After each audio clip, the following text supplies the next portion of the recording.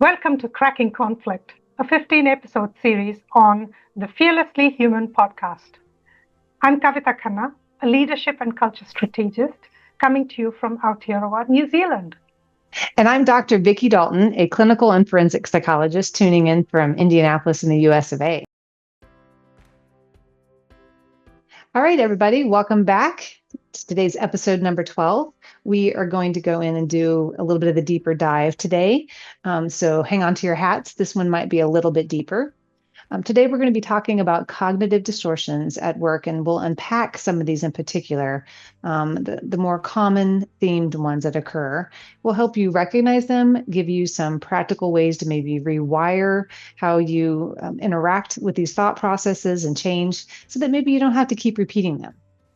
Okay, so I've heard you talk about catastrophization, personalization, mind reading, and fortune telling. So how about we really focus on these today? I'm really keen to hear about some of the unhelpful stories that people tell themselves, be it at work or in relationships. How do these distortions change your interactions, change the way you deal with conflict? So essentially, just a quick sort of review, these are erroneous filters that we all have in place, and that they get triggered particularly more when there's emotions and stress involved, negative emotions mostly, and they are often a byproduct of our history. Our personal history, our professional history. Sometimes they're learned in situations and from other people. But overall, they pop up when bigger emotions are at play. And they tend to kind of let us know actually when things are important, so that they have a little bit of a kinship with anxiety. Anxiety is not necessarily a bad thing. It lets you know when something's important. Problem is this one is like anxiety running amok. It's like not based in reality anymore. It's taken off. So let me understand this. So these things, these cognitive distortions, they're flags, warning flags, and they're going to tell us that we're going to step into a pattern of thinking that we have learned because of some past experience. Have I got that? Yep, that's pretty good. Yeah. That's pretty good. So, and the idea, we used to think that they must have served some purpose, like maybe they helped you prepare, or to become aware of a danger. But most of the time, they are these erroneous assumptions. You'll hear me use that word an awful lot in this conversation. So you make an assumption. And like with catastrophizing in particular, the one you brought up first, this is a sense of something's gone wrong or something's not happening the way you want it to. And before you can really analyze that very well and really get involved in what we'd want you to be doing, which is like problem solving or understanding the thing that hasn't gone well, your brain is off and running. The filter has taken you down the track. And this current situation has now become an absolute catastrophe. That's the name, catastrophizing. And when you are in that state, it really, really hurts you. You cannot take in data well. You can't retrieve the data that you know. If you were preparing, say, like a speech, and you had it kind of like memorized and you got a little derailed, but you're off and running with catastrophizing and you can't remember what you were going to say. And so they harm us.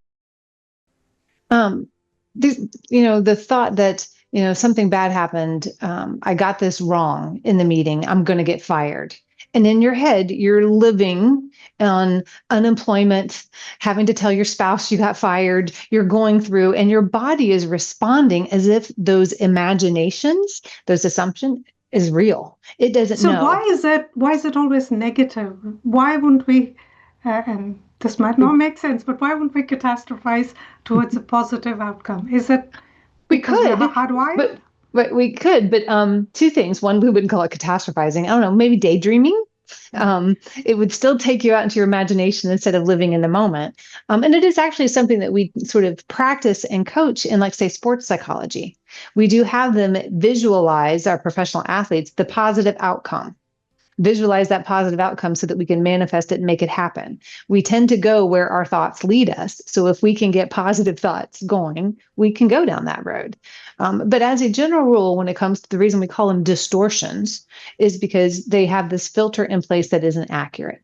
And so it would be helpful. It's one of the tools that we might talk about of trying to envision a positive outcome, to this scenario. But when you're in the moment and you're living through it, catastrophization feels real.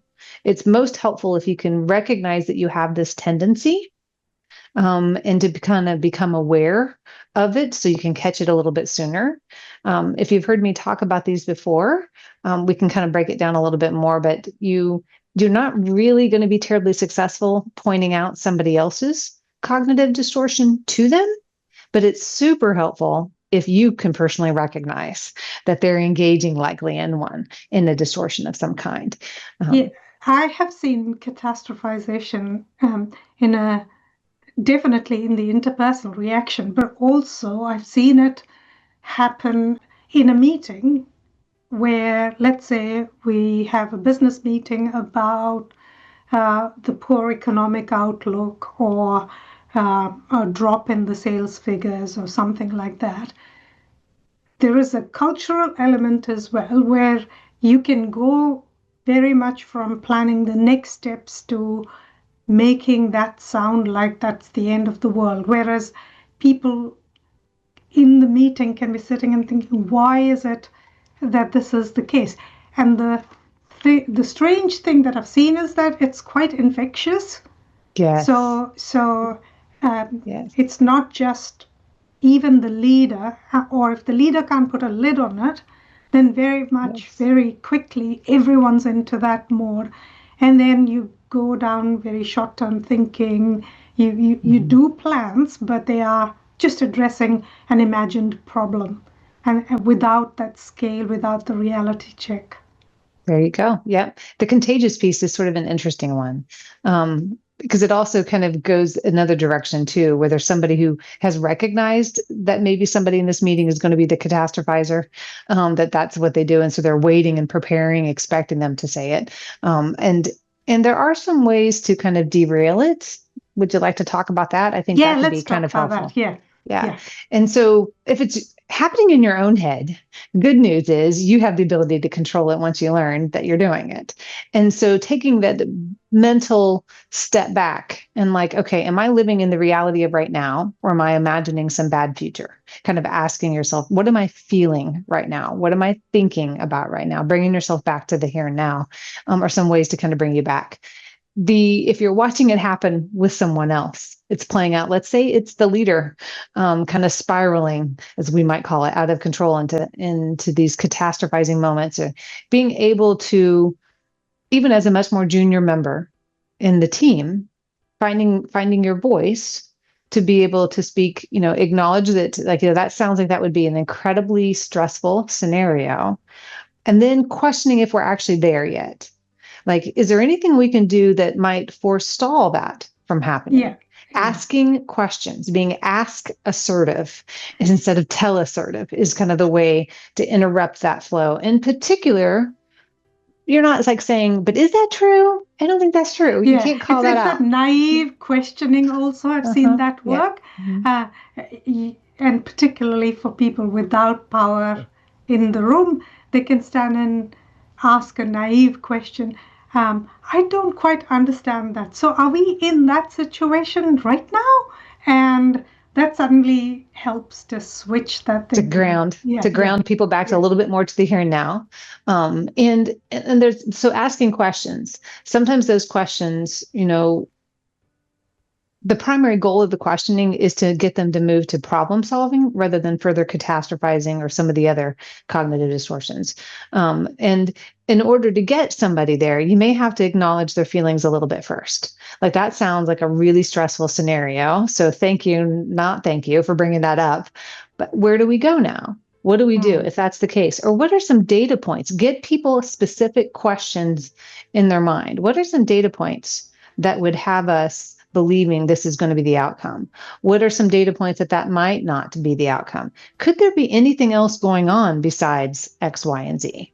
Asking those kind of questions. And it's certainly easier if you're the leader and you get to ask those questions to somebody else. But when it's somebody who's more senior to you, or let's be honest, let's get real. When it is somebody who's just emotionally a little too reactive, anyway, they are going to be emotional, and the goal is not to just shut them down, right? Because I've already put it out there. But the goal is to help them see that there might be other possibilities, because when you're moving down that catastrophization, you're making assumptions, erroneous assumptions usually, that are causing you to not be able to see the whole data set. And so you're trying to get them to get a wider angle view instead of this sort of narrow view. Yeah. And it takes a chance to step back. And of course, in order to do that, you need to be able to manage your own emotions that it might have inspired. Asking questions, even as you acknowledge the importance of whatever it is, but asking questions that force the other person to stop that flow of thought and answer your question. So that's one technique. I've seen, definitely I've seen the other technique where it is somebody saying, what if it were the exact opposite? How would we deal with it? And so you've shifted from a negative to a positive. I've also seen people, particularly those without power or the facilitator in the room, kind of shifting from leaning into the emotions to say, let's record all the assumptions that we're making. And particularly I've seen this in budget sessions where, oh my God, we've not met the sales figure. We need to adjust the budgets. If we go and say, okay, let's list all the assumptions we're making, because then that immediately leads to, that is for this scenario. Now, what about the other scenario? So you can get into that. Let's leave that emotional thing and refocus on facts. There you go. That's exactly brings down the temperature. And you might find you get some resistance, sort of the but what if I'm right? Kind of back. Like, I'm not discounting that you could be. I just think it's important we have all scenarios covered and not just that particularly scary one. We've spent 10 minutes on that one. I think we kind of got that one problem solved. Let's move to some other options. But again, you might get some of that pushback.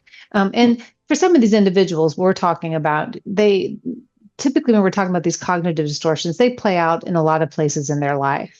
So if you have interactions with them outside of that meeting, you probably hear this tendency. And unfortunately, one of the reasons why it's incredibly important to really work on these is, one, because it derails everything, potentially, right? Two, you're not seeing things accurately. Three, you're living in unhappiness and discomfort and not moving to problem solving. And four, you are at risk with being dismissed if people think you're erroneously thinking all the time. And I think that one's an important, thing to consider. You want to be known. I'll add the five, which is it's highly infectious. Okay. Especially in heightened you're spreading your germs. Situation. Okay. So we've done a lot on catastrophization. Let's move to perhaps personalization. Yeah, and personalization, this one gets a little bit confused. There's two. There's taking things personal that are not intended to be personally to you. That's different. What we're talking about today is something called personalization.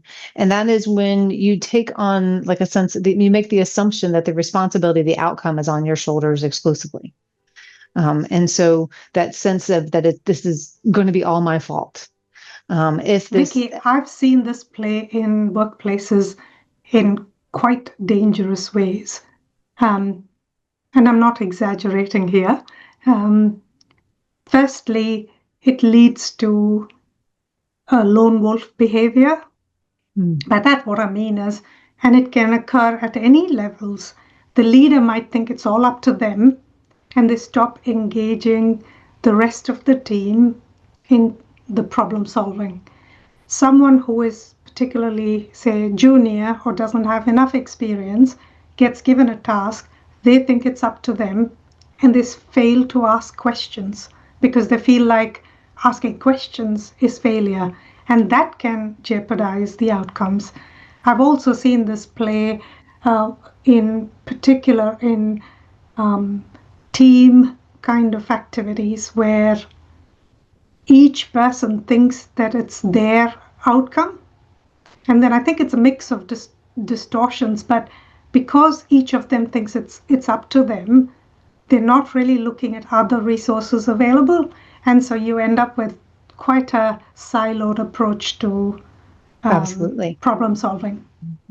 Yeah. And so, yeah, you become an island of one, and feeling responsible, for it all. And very, very rarely in life is that ever going to be fully the case. Even for the leaders, where ultimately the decisions are the phrase that we use in the US, the buck stops with you, right? Like, even in that regard, yes, ultimately you may have to take accountability or ownership, but that doesn't mean that the entirety of the outcome is upon you. And I've worked a lot in the life sciences world, with a lot of folks in sort of like the working with like chemicals and compounds and molecules, and working on a product maybe in the drug world, and ultimately whether that drug will work or not, or has the impact, is not responsible of any one sort of person.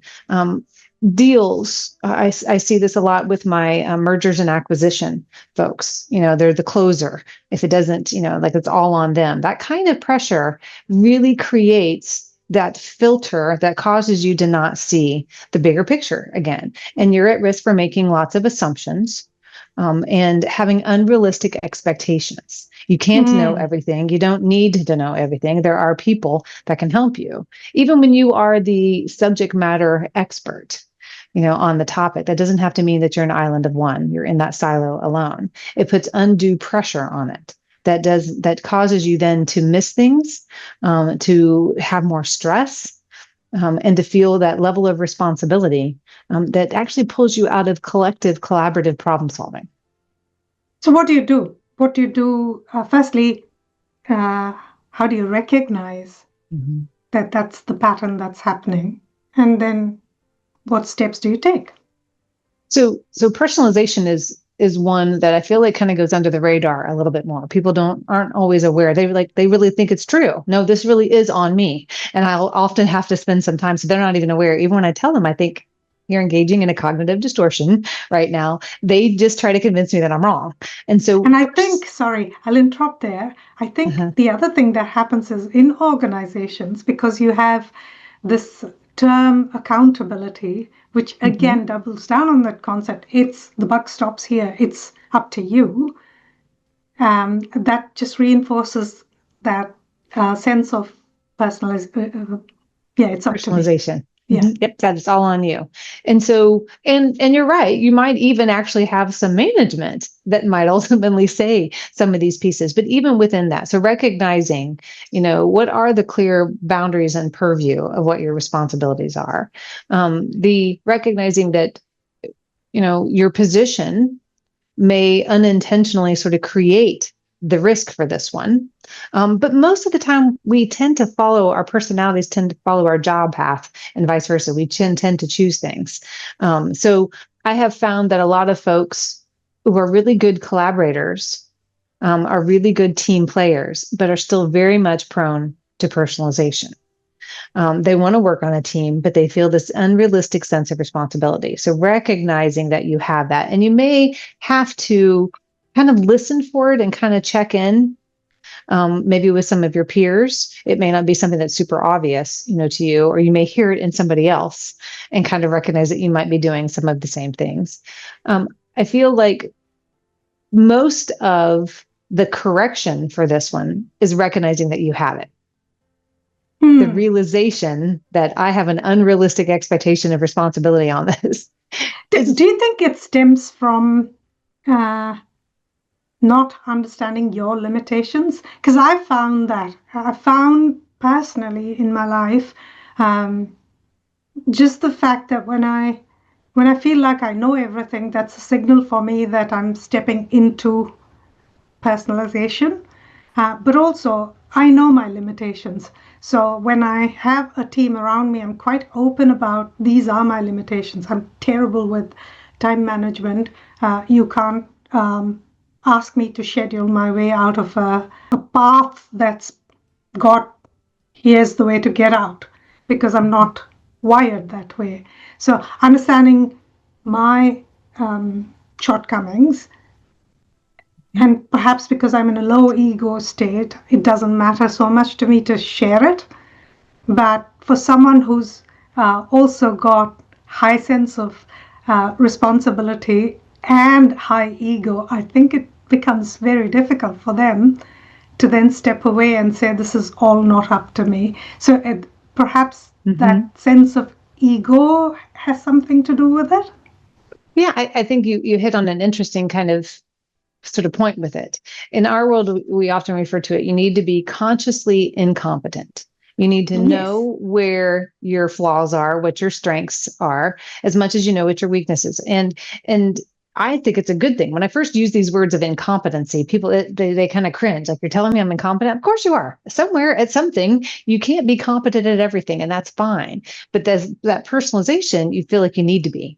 I need to be kind of. I can't let people know that I don't know. When getting back to you not asking for help or questions or uncertainty, I feel like a good personal example of where I got it myself, where I had this like light bulb moment, was, literally on the stand testifying as an expert witness on a case a handful of weeks ago. And the judge had said to me, Dr. Dalton, it's okay to say, I don't know.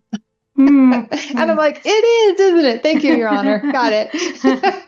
And so, but it was, I have felt the pressure, to know it all. It also happens when we worry excessively about what other people think, whereas they're also worried about the same thing, I suppose. So if I've got a lesson out of this, that is being aware of personalization is difficult because it comes kind of part of your character, part of your personality. But some of the signals could be where you think that you have to cover it all. So when you start to get that sense of, oh my God, I have to cover it all, maybe that's time to just step back and say, am I personalizing this? Yeah, it's a flag. It's a flag to look for. And you brought up one of your last points, a really, really great thing. The more inclined either you are to worry about what other people are thinking, the thinking they will blame you, hold you accountable, hold you responsible, put you more at risk for these kind of cognitive distortions, particularly this one, the personalization. And again, your role, make sure you understand what the boundaries are of your job, right? Know exactly, is the expectation that it all falls on you, the outcome, you get praise or you get punished, based on this potentially, but is that all on your shoulders? And so the huge key for many people to controlling this is to recognize that you have it, because then you recognize that you're engaging in an unrealistic filter, that this can't all be on me. And then that should be freeing. It will allow you to ask for more help or to get support, get other people's perspective, to share that, I don't know, Your Honor, kind of answers are allowed. And so the trick to that one is recognizing that you're in it. And so that's kind of an easy, trick to getting out of it. Do we have time maybe for a third one? Do you want to slide in? Let's talk about, was it mind reading? Yeah. Or fortune telling, basically, right? This sense of, I know what is going on. It's actually all part of jumping to conclusions. There's sort of two categories. I know what's going on inside your head, and I know how this is going to end. I know where this is going. And both of those are cognitive distortions that play out, again, when your emotions get triggered sort of negatively. Kind of to our point, we don't call them negative cognitive distortions when it's like, I know exactly, I'm going to hit this free throw. I got this, right? That doesn't tend to lead in a negative direction. Okay, so I've seen this play out, especially in murder stuff that you see on TV, where the detective or the police just jump at the first witness because all the patterns of behavior within their assumptions are there. There comes the word again. And so they jump to conclusion. And they say, I know what's going on. You're the one who murdered it, without really looking at the facts, and then look at the facts to fit that assumption. There's always that risk, right? I know when they're training, law enforcement, particularly to be detectives, it's very similar to more of a scientific process where you're trying to rule out what you believe to be true instead of rule it in. But when you are engaging in this type of a cognitive distortion, this sort of mind reading, fortune telling, I know what's going on in somebody else's mind and I know where it's going to lead.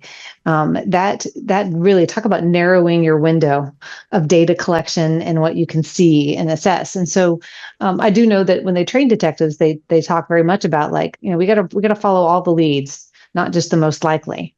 And collect all the data before you get too far down. But as human beings, we have this tendency to think that we're right, especially if we're particularly good at our job.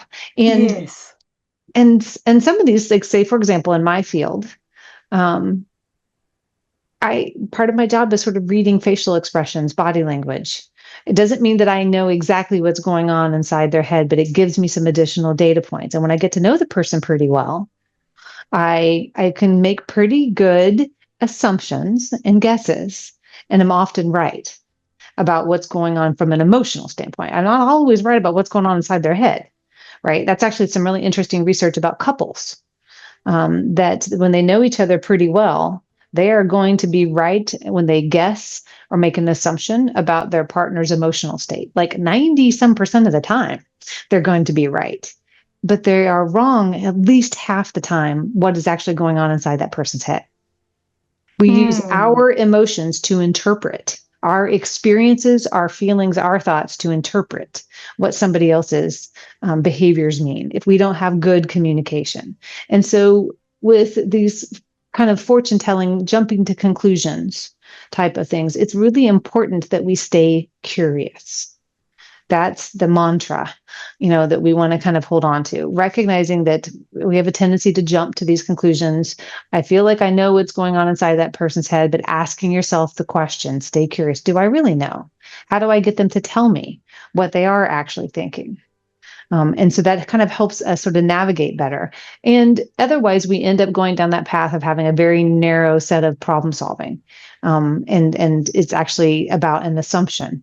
In couples, when I have couples in my office and they're kind of arguing, it's not unusual for when you finally get your partner to tell you what they were thinking and feeling, you don't believe them. You still don't believe them, even when you get them to tell you, because you're so often right. That, because I feel this way, it must be true. Vicky, I've seen this play in corporates. You're so right in saying that this is probably an affliction of people who usually get things right, and an affliction of the experts because they're so used to arriving at a solution based on their years of experience, that pattern thinking, and here is the solution. But there can be times when that's probably not what's happening, and they've stopped the conversation. I really liked what you said about staying curious. In a conflict-ridden solution, how does one stay curious? How if I am in a conflict with, say, my peer in a discussion, how do I stay curious? What are some of the questions I could ask that doesn't necessarily stop the person from engaging or feeling defensive, but actually helps me understand better and snap out of that sense of Yeah, that's a really great one. When you're actively in a conflict, or your peer has a conflict with you, or you have a conflict with them, but that staying curious, asking the questions. Some of the questions that I find that are helpful to kind of shift the conversation to being more fact-based rather than feeling-based, or about maybe heading towards a solution, or where did we actually get sideways? So the questions are things like, help me understand. I'm picking up on a lot of frustration. I can tell you're upset with me. Help me understand when you started feeling this way. At what point? Can you help me understand what I said that had you feeling this way? Help me understand when you're asking, can you help me understand? Can you walk me through your thought process? And when you're asking somebody to do that, and again, trying to modulate your tone and not pointing fingers and those kind of things, the idea is help me understand. Walk me through that last part again. And so if someone comes to you and says, I've told you so many times, you just don't seem to get it. How do you counter something like that? Yeah. Well, I believe you probably have, but I think I'm just now starting to get it. So can you walk me through today? What had you feeling this way today? I suspect you have, but I'm just now getting the light bulb. So you kind of, if you can be a little bit self-deprecating, but not necessarily dismissive, like you probably have, and I'm just now actually hearing you, and I'd like to know more. And I want to, and sometimes I'll even, with couples or in a meeting, I will ask them to kind of like, let me write down the points that you're bringing up. Let me actually, almost like I'm taking notes, not like to trap you in anything, just to make sure that I understand. Because if I'm taking notes, I have to really be listening. I'm not just waiting for you to pause so I'd hop in. I've seen people employ reverse briefs. So it's I've heard you say X, Y, Z. Have I got that right? Kind of a thing. Yeah. My phrase is, okay, let me repeat back what I heard you say. Yeah, let me repeat back what I heard you say. I heard this point and this point. And sometimes when I do that, I'm like the mediator or moderator, and there's two other people like, okay, this sounds like some really important points. Let's not lose them. I'll kind of like, I heard you say this, this, and this. And if they're still really in those angry, emotional moments, they'll be like, yeah, but you left out the part where they're, and then they fill in the blank with bad words. And then I like redirect them back to, yes, but is this the point? I want to make sure I hear the point you were trying to make. And so did I get it right? It's really important, one, that you understand what the other person is saying and that they feel heard. But when we're dealing with these, again, one more point that I want to kind of bring up, if you're in a conflict with somebody and you can tell that they're engaging in they're this erroneous thought filters, these cognitive distortions, it really does not go well to tell them that they're having one. Like, I think, you're jumping to conclusions here. That's a phrase that we use all the time, actually, but to the person who it's being said to is almost always offensive. We're not even, it's just a phrase that we use. And I think you're jumping to conclusions here. Or I think you're catastrophizing. Let's take a couple of steps. It feels dismissive. So even if you're right, even if they might maybe agree with you, you're not going to get them on board with that comment. And so you got to find some kind of workarounds, and then stay curious, redirect, ask for more data points. And again, it's about trying to adjust their filter so that they're collecting all of the data, not just the ones that fit their fears. Yeah. Yeah. So the big sweep across all of these distortions is we're making assumptions. We're then forecasting, possibly negatively, and then we're not in problem solving, therefore. And so the circuit breakers are things like questions, things like clarification, things that are based in facts, that forces either ourselves or someone else to then stop the emotional train of thought and start to indulge in facts. And that then helps them to move forward, or helps ourselves to move forward. There you go. Yeah. I've seen this play really well. And this is another personal example. This was back in US. I was on a flight in Houston, and it had got delayed because of weather. And there was this, I don't know what you call them, purser or whoever is standing there manning the station to let people know. I really feel sorry for them. Emotions are high. And he would listen to them for about 2 minutes because there'd be big queues. He'd then ask them, what is it that you would like to see happen? Very quickly, again, I want to get on a flight. I want to go there. This is my emergency, blah, blah, blah. And then he'd say, look around you. No one's going anywhere. And that kind of brought the temperature down. And then he'd give them something like, here's a meal coupon. you go and have your meal and come back. By then, we'll have more information for you. So he wouldn't overpromise anything. He just said, we'd have more information for you. And you could see people just like they'd come hot, hot, hot, and then cool down and then walk away. Masterful example of what you just said. Yep. Staying curious. Yeah. And then moving to problem solving. And then sometimes having to point out that their efforts at problem solving are not necessarily realistic. Yeah. Right. And so, or too narrowed and not an option. Yeah. That person's job, right? All day long. Yeah. Yeah. And he was very clear about his limitations. He wasn't going to change anything. It was the weather as well. So he wasn't even taking on that personalization of, oh, this is all up to me. I need to solve it. So he was like a 2.5-minute therapist. Let me help you feel heard. And then how do I make you feel better with the parameters we have? Yeah. Yeah. So that is the lesson, isn't it? Your thoughts aren't facts, but they do shape your responses. They do shape how you go about your life, how you problem solve, how you move out of conflict. In our next episode, we'll really focus on the cultural and the personal influences that shape those thoughts and help us interpret what's happening in the world and address conflict. So that's all for today. It was a deep dive, but I hope it was helpful.